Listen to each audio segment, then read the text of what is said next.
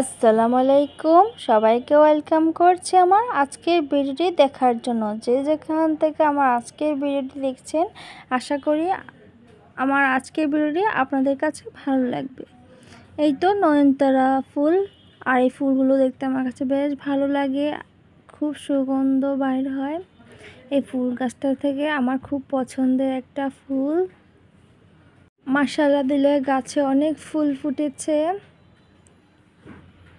আর আজকে তো সারাদিন বৃষ্টি লেগেই আছে, বৃষ্টি থামছেই না। তো এই তো বাদাম নাস্তা খাওয়ার পরে তো বাদাম ভাজা হয়েছিল, বাদাম ভাজা খাবো। বাদাম ভাজা খেতে কিন্তু খুবই ভালো লাগে, এই যে।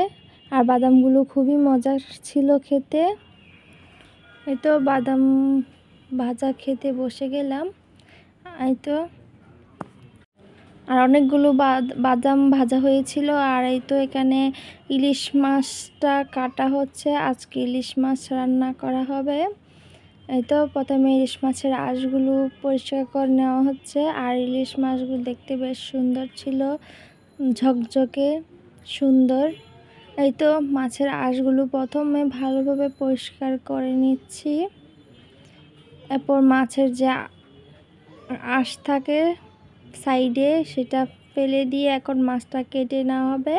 আর ইলিশ মাছটা কাটা কিন্তু খুবই সহজ, আর খুব সময়ে ঝটপটও কেটে নেওয়া যায় ইলিশ মাছ। এই তো ইলিশ মাছ থেকে এখন ডিমটা বাহির করা হচ্ছে। তো একটু মাছ কাটার ভিডিও শেয়ার করলাম। এই তো কীভাবে মাছের ডিমটা বাহির করে নিচ্ছি দেখতেই পারছেন। এই তো মাছের ডিমগুলো বাহির করে নেওয়া হয়েছে, এখন মাছটাকে পিস পিস করা হবে। এই তো যেরকম পিস করলে ভালো হবে সেরকমই পিস করে নিচ্ছি।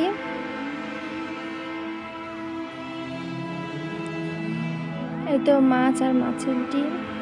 এই তো আর একটা মাছও সেম ভাবে কেটে নেওয়া হচ্ছে।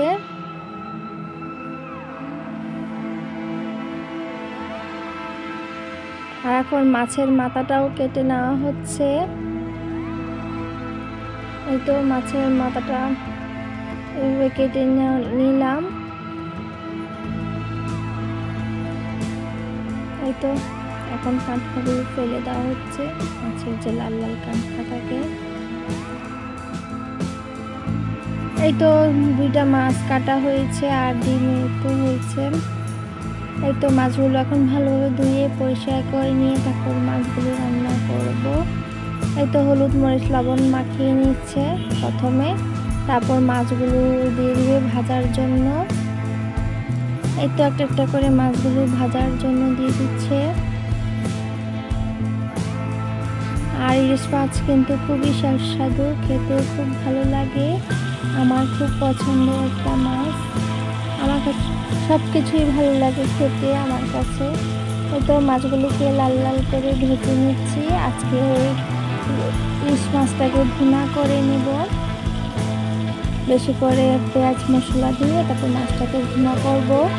এই তো মাছটাকে এখন উল্টিয়ে পাল্টিয়ে দিচ্ছি একটা একটা করে। এই তো সবগুলো মাছ উল্টিয়ে দিলাম, দিয়ে এখন লাল লাল করে ভেজে নিচ্ছি মাছগুলোকে। এই তো মাছগুলো ভাজা হয়ে গেছে, এখন একটা বাটিতে তুলে নিচ্ছি। আর কোনো গরম জিনিস স্টিলের বাটিতে নিলে দেখা যায় ভালো, মেলামাইনের জিনিসে না নিয়ে। এই তো সবগুলো মাছ বাটিতে তুলে নিলাম। এখন মাছের ডিমগুলো দিয়ে দেবো ভাজার জন্য। এই তো মাছের ডিমগুলো ভেজে নেওয়া হচ্ছে লাল লাল করে। আর ইলিশ মাছের ডিমটা আমার মেয়ে খুবই পছন্দ করেছে, তাকে দিয়েছিলাম, সে খেয়েছে। তবে তাকে ইলিশ মাছ দেই নাই, কারণ ইলিশ মাছের তো প্রচুর অ্যালার্জি, বাচ্চাদের জন্য ভালো না। যেহেতু তার বয়সও কম, তার জন্য আর কি। এতে ইলিশ মাছের ডিমগুলো ভাজা হয়ে গেছে, এখন তেলের মধ্যে পেঁয়াজগুলো দিয়ে পেঁয়াজটাকে লাল লাল করে ভেজে নেব। এই তো পেঁয়াজটাকে লাল লাল ভাজা হয়ে আসলে এখন এর মধ্যে লাল লাল টমেটো, পাকা টমেটো দিয়ে দিলাম, দিয়ে দিচ্ছি এখন কাঁচামরিচ। আর টমেটোগুলো দেখতে বেশ সুন্দর লাগছে। এই তো সব কিছু একসাথে ভেজে নিচ্ছি। ভেজে নিয়ে তারপর এখন এর মধ্যে মশলা দিয়ে দিচ্ছি লাল মরিচের গুঁড়া, তারপর হচ্ছে হলুদের গুঁড়া, তারপর দিয়ে দেবো জিরা ধনিয়ার গুঁড়া। এই তো একটা মাছ ভুনা করতে যা যা লাগে সবই দিয়ে দিলাম, দিয়ে এখন পানি দিয়ে মশলাটাকে বেশ ভালোভাবে কষিয়ে নিব।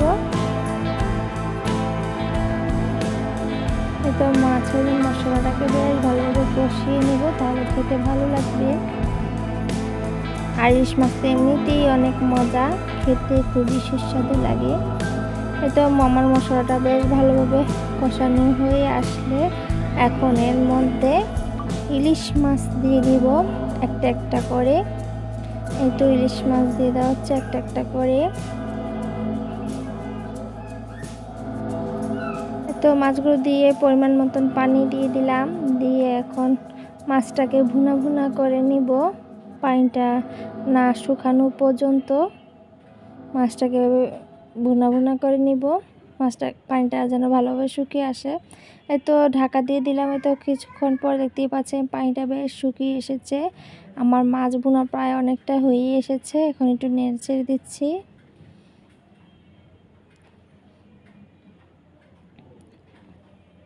আর মাছটা দেখতেও বেশ সুন্দর হয়েছে, রান্নাটা খেতেও দারুণ হয়েছিল মাছ রান্না।